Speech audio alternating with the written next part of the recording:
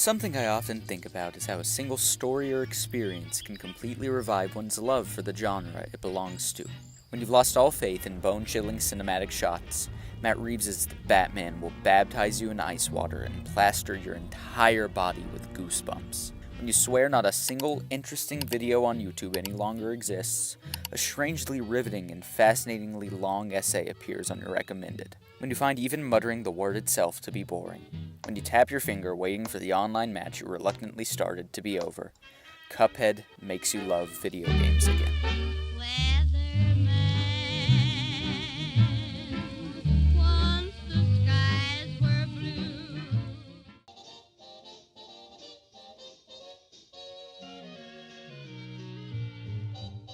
In case you need a refresher, or possibly an introduction, Cuphead is a Studio MDHR run-and-gun game released in 2017. In the game, Cuphead and Mugman bet against the devil himself and unsurprisingly find themselves in danger of losing their very own souls.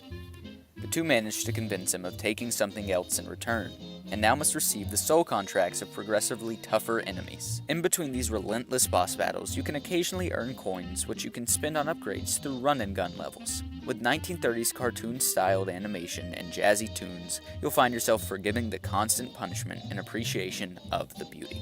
If you're anything like me, that last sentence grabbed your fleeting attention. When I heard that through an article a few months ago, my intrigue was heightened by how mundane my Xbox was becoming. It felt as if I'd already went through all the suggestions, that I'd already said no thanks to every single game I was promised to adore. Afraid to spend money on a disc I'd put back in the case within an hour, I sought out the Game Pass. Every time I got bored, I would check the hundreds of games which resided there, forgetting each time that a good percentage of them flopped so horribly that the developers thought they might as well get a minuscule cut of the membership fee. Even Hollow Knight, which I had heard unrivaled praise for, left me bored. I don't think I gave it a fair chance, but the message was still clear to me. I wasn't finding video games very fun. So naturally, I bought one. I remembered the game I had heard about earlier that day and snatched it for a good deal from GameStop. The second I opened the packaging, I was hooked. Inside the case were 6 graphics in the art style of the game, with wholesome puns that sharply contrasted the time-suck internet humor I'd grown accustomed to. The human imperfections and stylized design may seem insignificant to some, but it hit a spot for me. I won't pretend I was born in the wrong generation, because I love Mac DeMarco as much as I do Frank Sinatra, but the era which was being emulated was love at first sight. Booting up the game, even the home screen let me know I made an amazing decision. You see, I absolutely adore analog-style media. I find every detail of it, from the scratchy jazz music to the noisy texture, to hit the spot perfectly. However, most people use these things for their horror possibilities, rather than their relaxing playfulness. In a way, that made me even more joyful of the wholesome promise those graphics made. Needless to say, the promise was kept. Prior to my playthrough, I'd of course heard of Cuphead. It's a relatively successful game and was firmly planted into meme culture for a good few years, but I always saw it as nothing more than speedrunner bait with a pretty paint job. I could not have been further from the truth. It's not popular among speedrunners because it was created specifically with that in mind. It's popular among speedrunners because it's a really hard game that can be beat in a few hours with enough practice.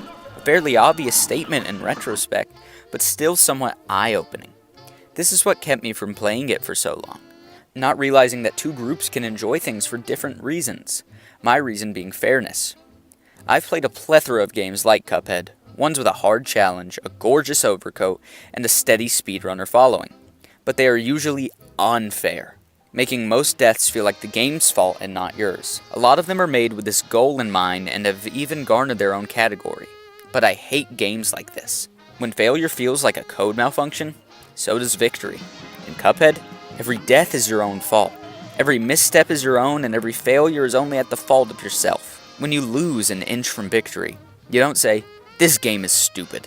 You say, "I should have gotten it that time." Well, it's not in our blood to admit that, but you get the point.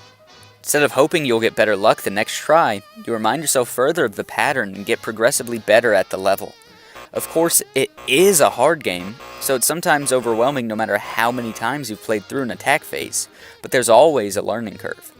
First 5 attempts, at least for an average gamer like me, are spent missing easy parries, misjudging an attack's speed, and falling off the train tracks about halfway through the second phase.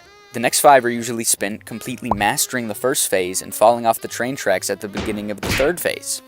You progressively learn when to use your secondary weapons, when it's better to just survive an attack than try to deal damage during it, when it's better to jump around a parry than to time it up, so on and so forth. Maybe you don't even do that. Maybe you just bullcrap your way through every enemy and miraculously come out on top. My point is, you don't need to be a genius with a list of every single exploitation in the code to feel like you own this game, to feel like you have mastered your opponent. The best part? That confidence is completely erased when you move on. The only constant throughout these fights is that jumping on a pink thingy at the right time makes fun noise and pops it out of existence. Everything else is reinventing the wheel, and you are the first test dummy. All the tricks you learned before don't matter here. It's a completely different battlefield, and you have to progressively relearn how to manhandle the monster in front of you. You're not guaranteed to find this fun, but I was personally never frustrated with this gameplay loop. It seemed that every time I was starting to get sick of somebody's face, I would beat them. Even when I did, I still adored the atmosphere, and had only myself to blame for this double-edged sword of enjoyment and annoyance. But this isn't news. Cuphead is a phenomenal game, and I am embarrassingly behind everyone else in telling people that. That is not why I've gathered you all here today. Playing through this game has restructured my mindset on the entire industry. If you remember what I said in the beginning, video games have been the opposite of fun to me. I mean, they're fun to play with friends, but watching a horrendous movie is also fun with friends, so that's not necessarily a metric to base off of. Like many, I've had visits into the video games just suck echo chamber. But as equally, I've been in the one refuting these arguments. I don't know what to think, as I was hearing but not listening to both sides. Cuphead changed things. Video games aren't not fun anymore. I'm just playing the same ones over and over again. No wonder I find COD Zombies stale now.